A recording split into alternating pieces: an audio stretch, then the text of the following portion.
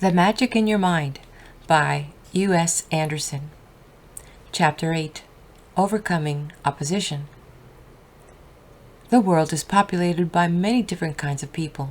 The little girl stripping petals from a daisy in quest of future husband, while she recites the well-known chant, is like each of us as he stands at the threshold of life and seeks his destiny. Rich man, poor man, beggar man, thief, doctor, lawyer, merchant, chief. Which shall I be? Some become merchants, others manufacturers, some teachers, others artists, some warriors, and the world appears different to each. For what he sees there prompts him in his choice, dictates each step of his way. The warrior sees opposition. To him the world is girded around with opposing forces, and in the clash and resolution of these forces he seeks to find his role. Competitiveness and conflict come from perceiving obstacles. Sensing hostility in the environment makes every man a warrior, in a psychological sense. No matter the area he has chosen, whether schoolroom or battlefield, mercantile store or library, each encounters opposition in everything he does. For it is by the stress and strain of conflict and the resolution of forces and ideas that the evolution of life itself is taking place on earth. Opposition makes for growth. Opposition is the natural environment of life.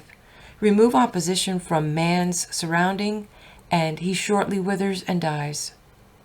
A muscle grows strong by exercising it. Calluses protect the hand that daily perform hard work. The mind that is used constantly becomes alert and facile. But when we are unopposed, we flounder and are frustrated, and our organism goes to pieces through lack of intent and purpose. We grow by meeting obstacles and overcoming them. By this effort and aspiration, we are refined into better persons, into more intelligent and aware beings than we ever could become if we vegetated in a completely benign environment. When we realize that opposition is important to growth, then we learn to seek it constantly, not in the sense of falsifying it, but rather in looking about to find out whether it already exists, and then, by the development of insight and awareness, to overcome it. Nobody ever broke down a wall by running headlong into it. When we are opposed, it is always by inscrutable and implacable forces. All opposition is blind because our own eyes are blinded. Once we have seen the truth about opposition, that opposition no longer will be there. Our efforts should not be bent upon breaking down a wall, but upon raising our consciousness so that we are able to perceive methods of egress and ingress. Some people meet opposition enthusiastically and without hostility. Those who do not are either broken by it or eventually turn and run. Hate, hostility, and resentment blind our eyes to the sort of thing that opposes us. In such a psychological state, we never can see the truth about an obstacle, and its inscrutability eventually will defeat us. You cannot throw yourself against the world and expect anything but defeat and despair. Emotional blind spots. All obstacles are not in their truest sense obstacles at all, but merely mental blocks in the mind of the person who perceives them. He overcomes them not by opposing them, but by attempting to understand them. In the end, all obstacles are reduced to one: a false sense of self. To overcome opposition, we must first seek for self-control and enlightenment as to the things that opposes us. If it is a friend who competes for a job, we will neither gain the job nor keep the friend if we allow feelings of hostility to develop within us. Such emotional blocks blind us to the true nature of the job and the best way to go about getting it. They close our eyes to the qualities in our friend which might enable him to hold and perform the job as well or better than ourselves. Recognizing that opposition is really a block in our understanding is the biggest step in overcoming obstacles. Once we know what we have to do, it is fairly easy to take the necessary action. Doubt and confusion produce no work. The made-up mind, even if made up erroneously, at least gets the job done, is dynamic and creative and at work in the world. Opposition surrounds the man who cannot make up his mind, but doors appear in blank walls for the man who comes to a decision. A quote by Hilaire Belloc: "I shoot the hippopotamus with bullets made of platinum, because if I use leaden ones, his hide is sure to flatten him." End of quote. Willingness to enter conflict. There is a right and wrong way to do all things, but we do not necessarily choose the right way the first time we set about doing something. The immersion of the individual in events enables him to come to an understanding of those events. But if he does not enter into them, if he stands aside and attempts to view them from a distance, it is extremely unlikely that he ever will come to understand them at all. He will arrive at only an academic grasp of what is happening. He will have to measure the thing he is thinking about by some past experience, and since that past experience can have only the remotest bearing on the things he now attempts to analyze, it will be most difficult for him to see its real relationship and potentiality. We get to know the things we are attempting to master only by doing them. No amount of teaching or studying ever made a craftsman. Whatever you wish to do, do it, and you will find your skill increase. The steps to mastery lead up a long hill replete with obstacles, and each one met and overcome increases your understanding. The job to be done has a right way to do it, and the right way to do it is made apparent by performance, and performance involves a willingness to enter into conflict, to meet opposition without fear, hostility, or resentment. The quality most necessary in the conquest of life is courage.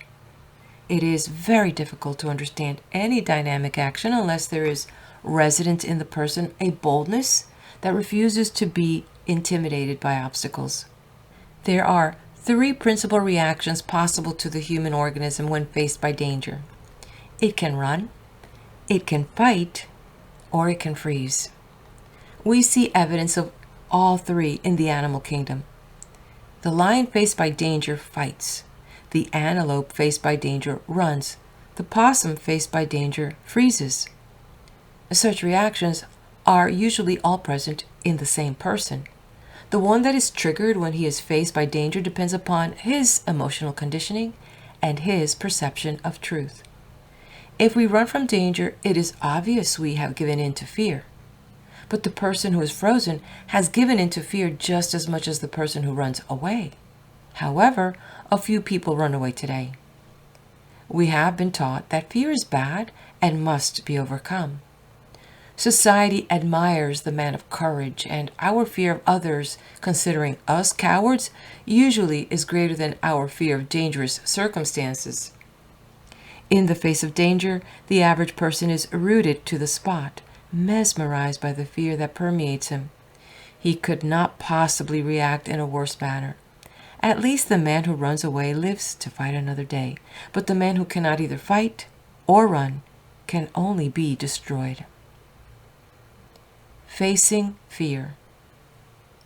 In our modern society, each man is engaged in a constant bout with fear.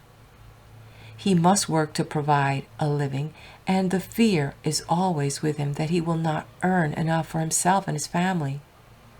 He usually is employed by an industrial colossus in which he is a mere cipher on the payroll.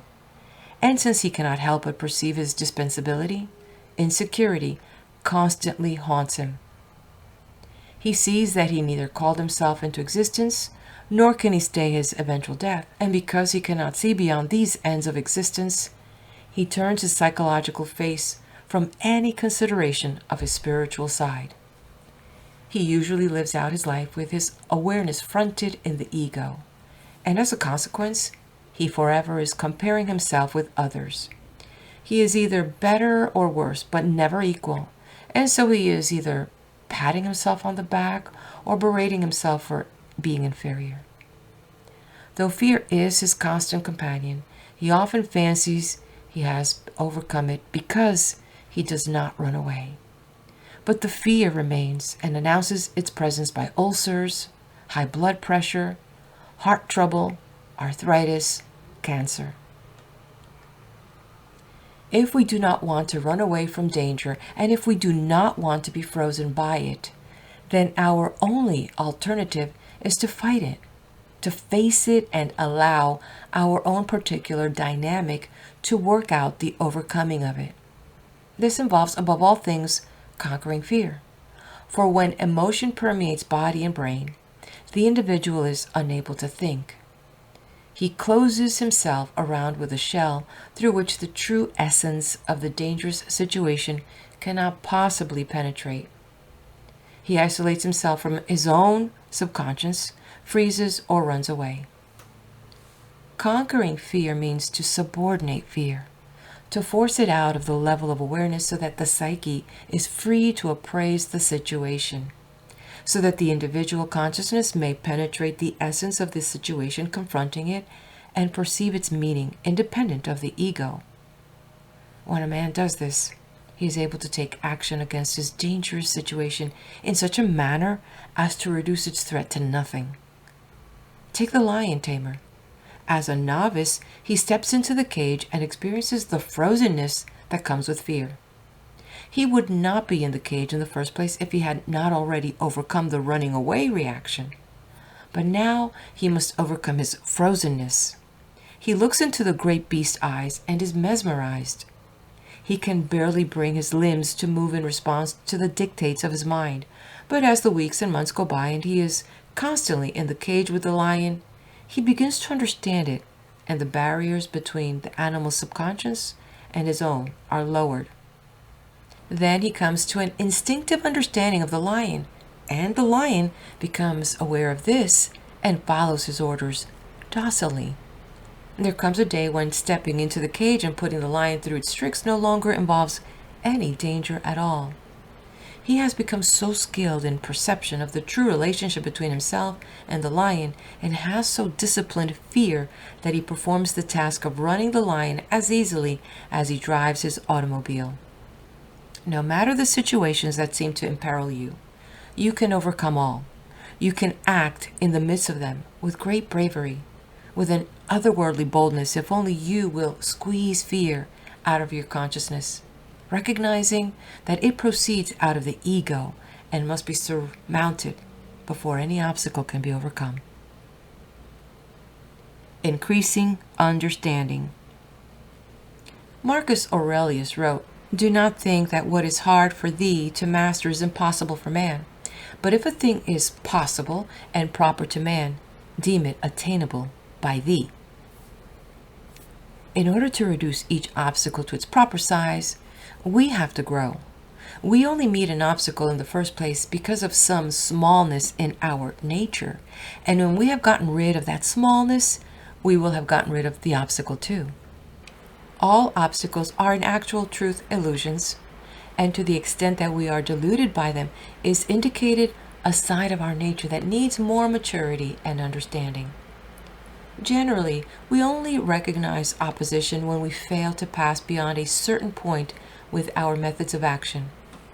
If a bridge lies before us and we seek to cross it, we recognize opposition when a barrier is put in our path and a man asks us for a toll. Then we see very clearly that we must pay a price for our desire. Each of us, as he moves along without opposition, considers that he has evolved a formula that will make his path serene.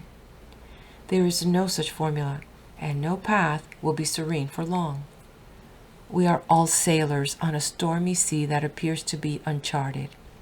But to some higher knowing mind, the depths and the deeps are specifically known.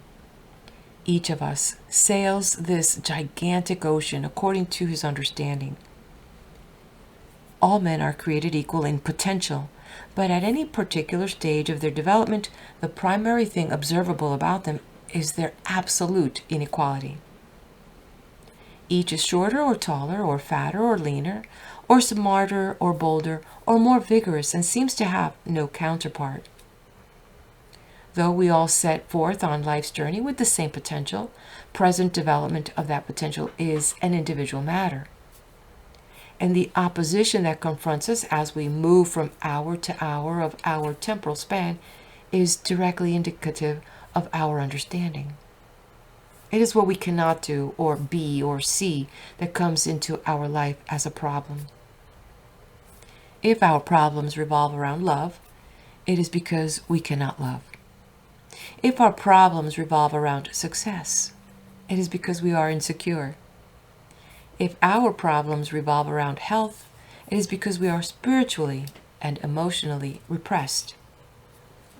Always we seek to surmount the problems in our subconscious, and we generally do this by any means possible, sometimes creating the most fantastic illusions in order to substantiate our position. If we are unsuccessful, for example, we create a world of mean and capricious people whose sole purpose is to defeat our particular aims. If we are unloved, we relate by the hour the number of times we have done things for people and they have repaid us by ignoring us. If we are unhealthy, we recount at great length the tremendous drama of our struggle against the countless bugs that attack our weak and ineffectual organs. If we're fat, we think everybody else eats more and stays thin. If we are poor, we think everybody else works less and makes more money. If we are weak, we envy the strong, but seldom have the courage to strengthen our minds and our bodies by exposing them to tension and pain. Decision determines growth. In every obstacle lies the key to another level of awareness. Until we find the key, we cannot grow, and our perception is ringed around with barriers. A man looks at a hurdle and decides whether or not he can leap over it. In that decision, he determines his fate. He may look at the hurdle and decide that he cannot leap over it no matter how high it is. He may look at the hurdle and decide that he cannot leap over it at that particular height, but could if it were lower. He may look at the hurdle and think that he could leap over it if it were twice as high. And according to his mental conception, his trial will be. We are all on trial in life. Problems are posed to each of us, and we either face them or we don't, but if we face them, our growth is assured. Some people appear to conquer their problems easier than others, but this appearance sometimes is misleading. The enlightened man does not spread his troubles about. He keeps them to himself, preferring to create impressions of control and serenity. He has the inward realization that all people are equally troubled, that each has the same number of problems, perhaps on different levels, but equally important nonetheless. The most psychologically sound philosophy is a religious philosophy because it recognizes that life is aspiration, seeking to grow beyond its present understanding toward a goal that is as limitless as space. No man stands alone on the top of his mountain, no matter how small that mountain be. He is sustained and energized by a power beyond him, which in the end he must surrender to, which he must seek to express and effectuate upon the earth. What is going on in the universe stretches far beyond the imagination of the individual. We are in the grip of a power that knows exactly where it is going, that uses us as instruments to execute its will in the world. But the ennobling and heartening fact is this, that the individual may become anything he desires, may fit into any conception he is capable of conceiving, for no man is limited to what he appears to be, but has innate within him a quality that enables him to become anything he is capable of envisaging. He may reach out and touch the stars, for his creator can, and he is his creator, part and parcel, no different from at all, lacking only in understanding. Destiny and understanding. If a man opposes his will to events, he is opposing only his mental blocks. That which seems to be opposition, when truly perceived, is not opposition after all. Life is proceeding towards some great end. Nothing is small or unimportant in the achievement of that end. The pinpoint of a diamond may support 1,000 revolving tons, and the individual is just such a support for his Creator. The will of the Supreme prevails, and man serves it. But man is a manifestation of the Supreme, and therefore can alter his destiny. He can change what he is by taking thought. He can change what he will be by determining the direction of his growth. The will of universal mind is a will toward enlightenment. The secret self has incarnated in each being and seeks through that particular manifestation to add to its self-knowledge. A man does not exist to satisfy his senses or his ego, but has been created and put upon the earth to find himself, to grow into awareness and self-knowledge. All the obstacles and events of life are for this purpose alone.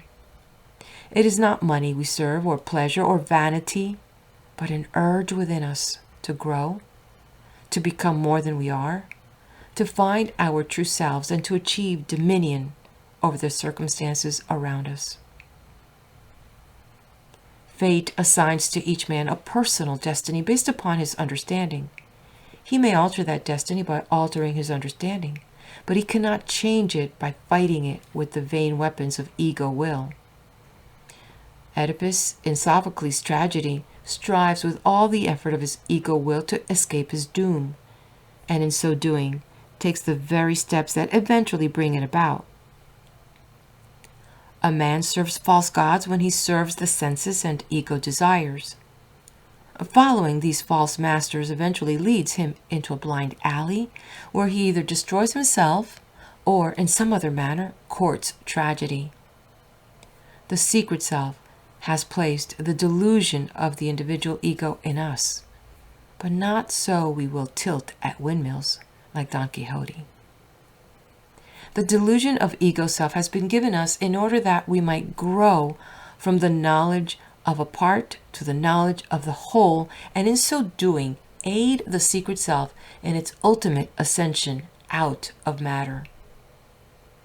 Providence combines predestination and human freedom for the reason that all things are the divine and the will of the divine is free. Lost in ego sense, however, the individual is bound by the terms of a personal destiny based on sensual reaction. He can alter his life only by altering himself, and as long as he clings to the ego as knowledge of self, he serves the will of the Supreme as he serves a master. He does not know this, of course. He fights and rails against the blows of fate. He peers out from under suspicious brows at a world that seems to be his enemy. He seeks to conquer, to control, and failing to do so is convinced that a conspiracy is afoot to thwart his desires. The tempering process. Even as Oedipus brings about his doom by struggling against it with his ego will, so Aeneas in Virgil's Aeneid fulfills his destiny with honor and reward by submitting to the will of God. Aeneas was divinely appointed to bring the Trojan race to Italy and found the Roman Empire, and in this appointment was to be an instrument of the gods. He was tempted to evade his mission, but finally accepted it, and with divine will as his guide, brought a golden age of Roman law and peace to the world. These two classical characters, Oedipus and Aeneas, illustrate the age-old dilemma of man, whether to serve himself and his sensual nature in the world, or to seek beyond himself for a guiding principle that is infinite and eternal.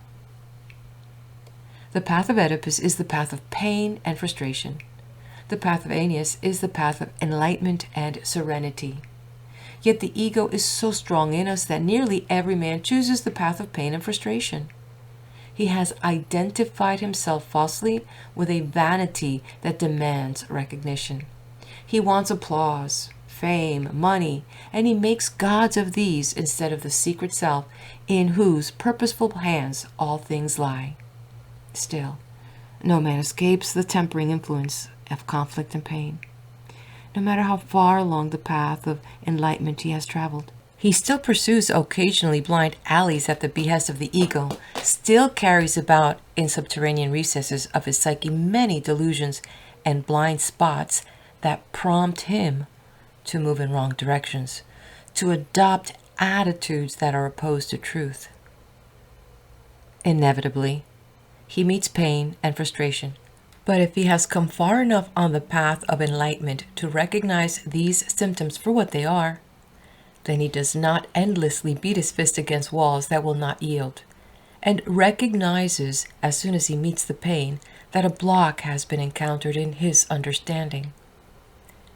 A quote by Rudyard Kipling: "It is not learning, grace, or gear, nor easy meat and drink, but bitter pinch of pain and fear that makes creation think."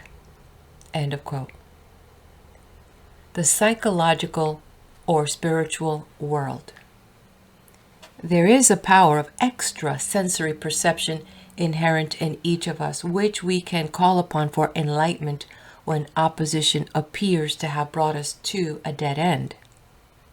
The enormous psychic self, which our surface minds are tied to, permeates all things and all situations, so that we can penetrate the true nature of our opposition by a kind of mystic and occult process. Dr. Rhine's parapsychology laboratory at Duke University has proved the existence of the mind's extrasensory powers. Many thousands of documented cases of Edgar Cayce's psychic ability also have proved that a door occasionally opens in the opaque barrier between the individual and universal mind and allows an inner perception of things beyond space and time and limitation. Such a man is Peter Hurkos. Hurkos is a modest Hollander who successfully predicted in 1959 that the Los Angeles Dodgers would win the National League pennant, when all authoritative preseason predictions had them destined for the second division after they had wound up next to the last year before. Hurkos claims to be 87% accurate in his predictions and has the proof to substantiate his claims. "I have a gift of God," he says. He has been hired by police departments all over the world to track down escaped criminals, and his record has been astounding. He has been employed by business firms as a sort of security officer, checking the books simply by handling them, able to pinpoint any discrepancy through his feelings. The psychic ability of this amazing man has opened a door into the unknown, makes more apparent than ever the coming ascendancy of mind over matter, reveals that the most fascinating conquests in the years ahead will be in the mental realms and study of consciousness. Dr. Haldane wrote in Science and Philosophy, "Nature just mocks at us when we attempt to divorce her from conscious perception. There is no such thing as a physical world apart from consciousness. It is true that Berkeley and Hume should, by reasoning that has never been shaken, that if the physical world were real in the sense assumed by Newton, we could never come to know of its existence. What we interpret as physically determined is only what is imperfectly seen. It is thus only an imperfectly revealed world that we have taken for a material world. There is no escape from conclusion that behind the appearances of a physical or biological world, we are in the presence of a psychological or spiritual world." When we give first credence to the physical world, we give substantiality to an illusion. When we sweat and fume at obstacles, it is because we are unable to recognize that they are mental concepts and that they can only be altered in our minds. All the great mystics have realized this mistaken focus of man's consciousness. Swedenborg stated that there are two beings within us, an inner being of true perception and action, and an external being of reaction. If, for lack of a lucid apprehension of his inner being, a man allows bodily reaction to dominate his life, all his powers become absorbed in the use of external senses, and the inner being, the being of true perception and true action, gradually perishes. By subordinating the external being of reaction to an inner quality of light and serenity and divine purpose, a man's false duality is solidified into unity with his Creator, and he arrives at the pinnacle of his effectiveness as an individual. The secret of the Philosopher's Stone is that unity is the mark of the Absolute. When we fully realize this, we come to an understanding of the mystic bond that exists between ourselves and each obstacle we meet. That thing separate from ourselves which appears to oppose us is not separate from ourselves at all, but is permeated by the same spirit, is energized by the same principle that energizes us. And if we only are able to look within the depths of our own nature, we eventually are bound to see the truth of each obstacle. And when we do, it will disappear. To know is to see. Henry Miller wrote, "The majority of men are prisoners of instinct. A small number attained to the level of abstraction, with the emergence of which society may be said to begin. It is from this level that the laws, the arts, and all social creations emerge. Specialism is the gift of intuition, which permits man to see the inner as well as the outer in all its ramifications.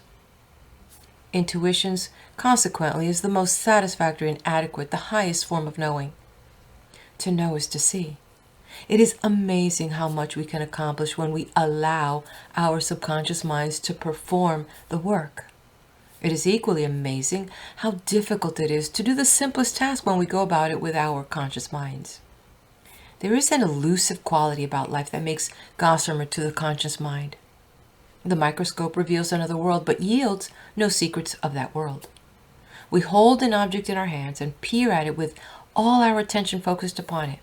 But what is revealed to us about it is but the merest suggestion of its totality, barely indicative of the infinite qualities hidden from us by the very nature of our conscious examination. We have no trouble walking along a 2-foot path when we do not think about it, but put that 2-foot path across a 100-foot gorge, and we begin to think about each step. Chances then are very good that in crossing we will tumble off the bridge and fall into the ravine below. We have to learn to trust our subconscious to do things naturally at the behest of a principle that is greater than our surface mind. Reason is not to be trusted because it does not know enough about what it is dealing with. The complete knowledge about all things rests in universal mind, and this knowledge is within us. If we learn to call upon this intelligence to deal with each of our problems, we soon find that there is no such thing as an insurmountable obstacle. We have within us a resource that enables us to penetrate the block in our understanding that caused the obstacle in the first place. Have you examined your own life lately for the place where your understanding is blocked? It is easy to recognize.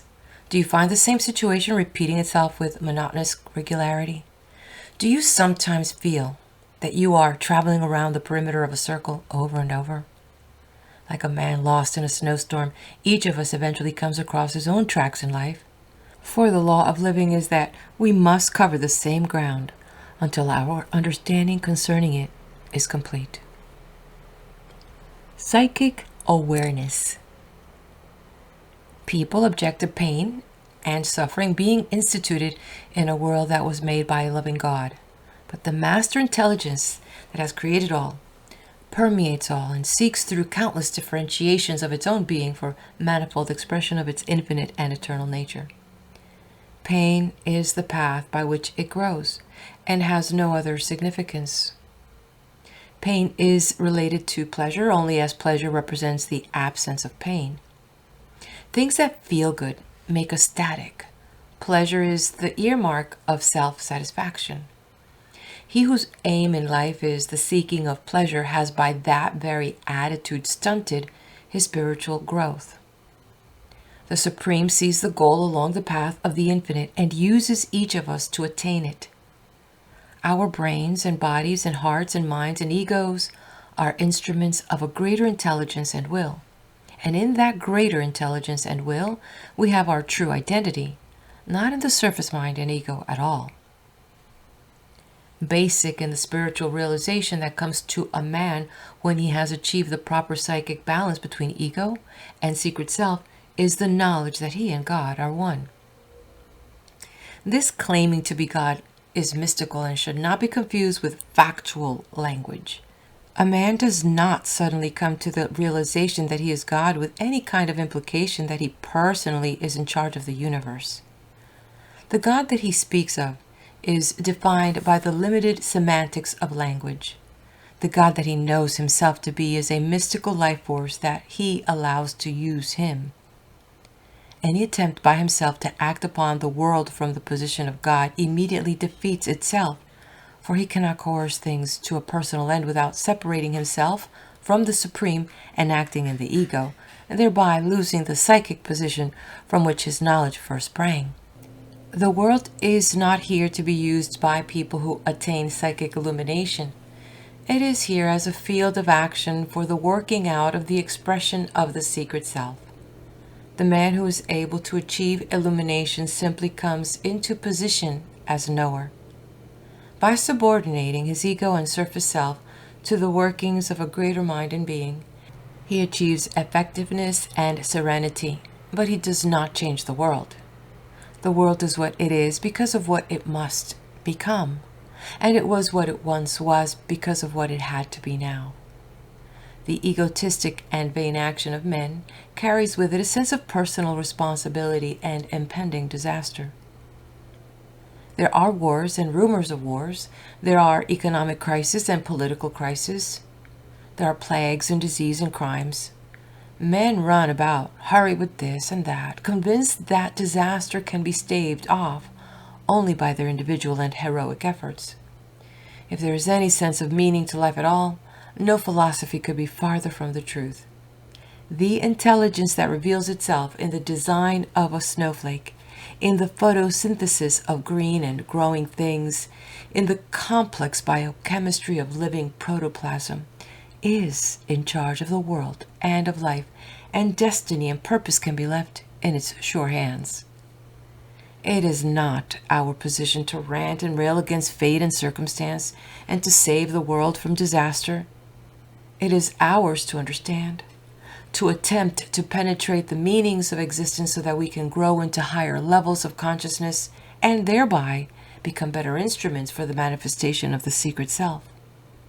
If we take this very great and exciting step, we fulfill the primary commandment of life. Creativeness becomes the guiding principle of the enlightened life. The man who places himself in the hands of the Supreme soon realizes that the work to be done through him will be unique because he is a unique instrument. He will not attack his tasks. He will listen and allow the work to be done. If he lets the ego control or originate, he defeats his purpose, for he cannot serve two masters. The creative urge prods so deeply at some people that they must abandon all to serve it, and in the serving of it, they find spiritual enlightenment. They go each day to the fount of selfhood, rededicate themselves as instruments, let universal mind work through them. Creative work is a prayer. Harry worked as a bank clerk, and in his late 20s was aware of a gnawing dissatisfaction with life. He thought it was because he wasn't getting ahead, and he certainly felt that he had little talent for his job. Day after day he arose at the same hour, fixed his breakfast in his small apartment, took the bus to work, sat at a small desk behind a low iron railing, ate his lunch at the same restaurant, returned home at night to an evening of reading before going to bed. The monotony of his existence, its lack of creativity, palled on him. He became antisocial, was irritable and resentful to those about him. Returning home from work one day, he sprinted after a departing bus, slipped, fell under the wheels. Both legs were crushed, had to be amputated.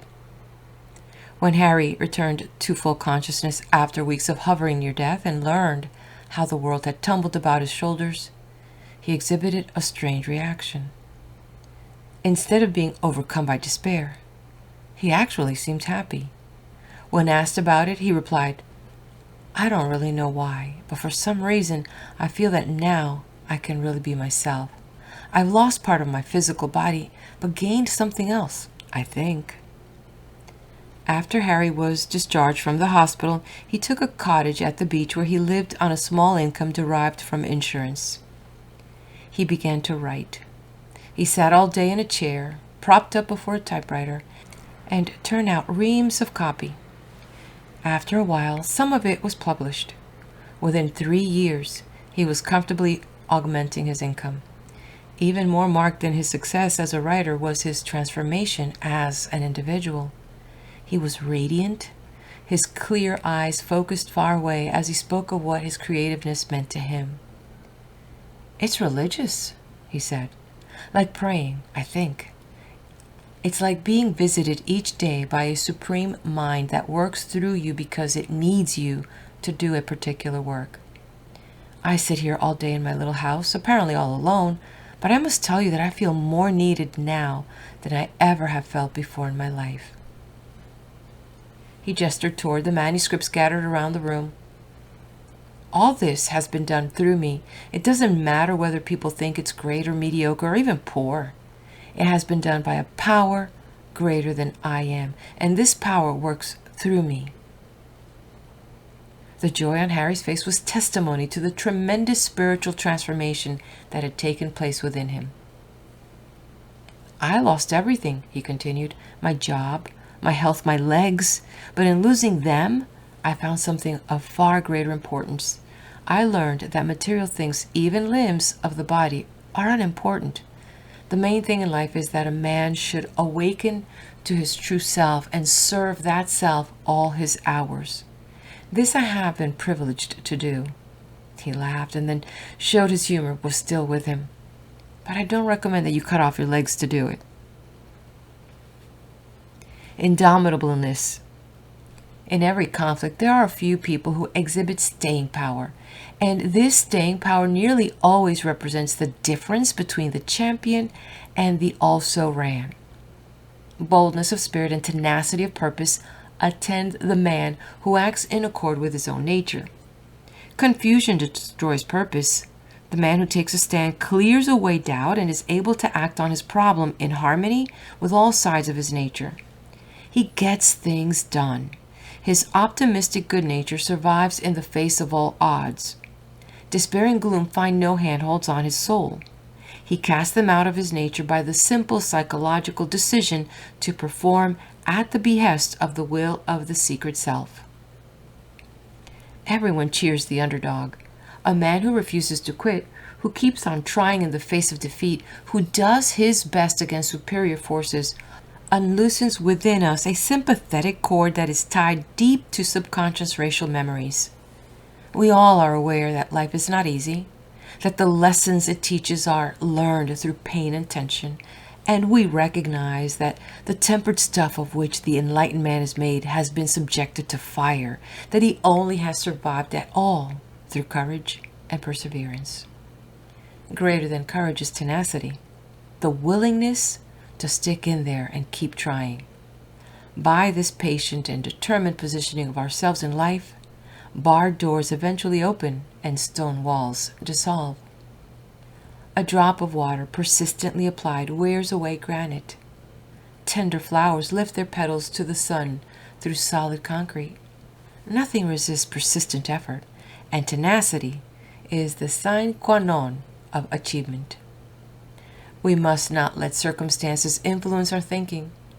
The appearance of obstacles must not cause us to lose heart. We must have faith in our basic position, know that we are capable of doing anything and being anything we can visualize. The same animating presence is within us as is within every obstacle, and we need only understand our true relationship with each in order to perform effectively. An inner knowing is necessary to effective action. We cannot even reach down and pick up a piece of paper unless we first visualize the action in our mind with complete surety that we can perform it. This inner knowing is compounded of equal parts of faith and intuition. The image is born of intuition, and faith holds it in the mind. Our development as individual only comes when we encounter opposition. Recognizing this, we will find ourselves thankful for our times of pressure and pain, for then we are being urged to higher consciousness. No endeavor is in vain. Opposition comes to every man who aspires. By the mark of the encountered obstacle, he realizes a time for growing is at hand. He does not turn away from the obstacle. He does not assault it or treat it as if it's not there. The ostrich hides its head from impending danger. The possum topples over and plays dead. But the enlightened man neither turns away from the fact nor ceases in his effort. Patiently, with a persistence that never tires, he examines his own mind and consciousness to determine where it is that his understanding is blocked away from true perception of the encountered obstacle. He will grow because he must, and when his period of growth is over, he will find himself beyond the obstacle. Looking back along the path he has traveled, he will not even find it there, for what we know seems simple when understanding has been achieved. There are 1,000 reasons for not doing things, and each one is valid if accepted. When we undertake a new venture or attempt a new course of action, we find obstacles to success at every hand if we choose to look for them. Getting the job done is not life's primary aim. Each task is only a test of human aspiration and self-knowledge. Raising human consciousness to constantly higher levels is the primary purpose of nature. Material ends are secondary, side effects rather than goals. It is not so important to succeed in the eyes of the world as it is to attempt something bigger and greater than we have ever done. From this test, expanded consciousness comes, no matter the physical fate of the venture. No one ventures without reward. A quote from Henry Wadsworth Longfellow. No endeavor is in vain. Its reward is in the doing, and the rapture of pursuing is the prize the vanquished gain. End of quote. The conquest of self. Opposition is the testing ground where life evolves constantly higher levels of awareness. In this arena, the Master Spirit holds court, bound on a meeting with the completely evolved man. Evolution bends us and kneads us, tries us, and sometimes breaks us. We serve a greater intelligence than we are consciously aware of. We are growing toward an eventual oneness with that intelligence, and if the path be marked by pain and trial, these are only urgings toward greater understanding and awareness. The conquest of each obstacle is a conquest of self. The man who disciplines himself and searches for increased awareness finds no such thing as a permanent obstacle. His psychic position surmounts all. Nothing can stand in his path as long as he realizes each obstacle exists within. Progress always depends upon discipline. When we make ourselves do the thing that has to be done, we hold our central self under short rein, guiding and forming our destiny. Distasteful tasks serve a great purpose in the maturation of the soul. When we accept uncomplainingly the burdens placed upon us, we are given increased strength to handle them. A puerile philosophy bent on making money and living a life of ease eventually must wither the soul because it is a product of the ego. There's no easy path to goodness and greatness, which are always arrived at through hardship. Awareness and fortitude and tenacity and loyalty cannot be gleaned by easy mental exercise. Neither are the medals to be worn as marks of combat, but are automatically conferred upon the man who throws his heart into life's test without reservation or timidity or doubt. He gains all because he gives all. Guiding principle. The flesh pots of self-indulgence are to be avoided at all cost. He who seeks primarily to avoid pain and hardship and to satisfy his senses eventually must dull those senses and corrupt the flesh. The discipline of Abraham Lincoln as against the indulgence of the Roman Empire, Nero, gives us a clear mental picture of the way our nature is honed according to the paths we follow. The ideal within the man determines the man, and when we set forth on life's journey, each of us carries within him an image of the person he aspires to be. His whole life is determined by this image. If the image is Lincoln-like, he disciplines his ego nature and seeks within himself for a guiding principle. Gradually, the demands of his ego self lessen. He is able to control his central nature, and the secret self illuminates his life with love, understanding, and courage. He moves calmly in the midst of the most crucial events, sustained and soothed through faith in his actuation by the divine for a purpose that is good and great. Let no obstacle dismay you. It is but a reflection of your lack of understanding. Do not cease in your calm and steady effort, and do not despair. Keep firm your resolve.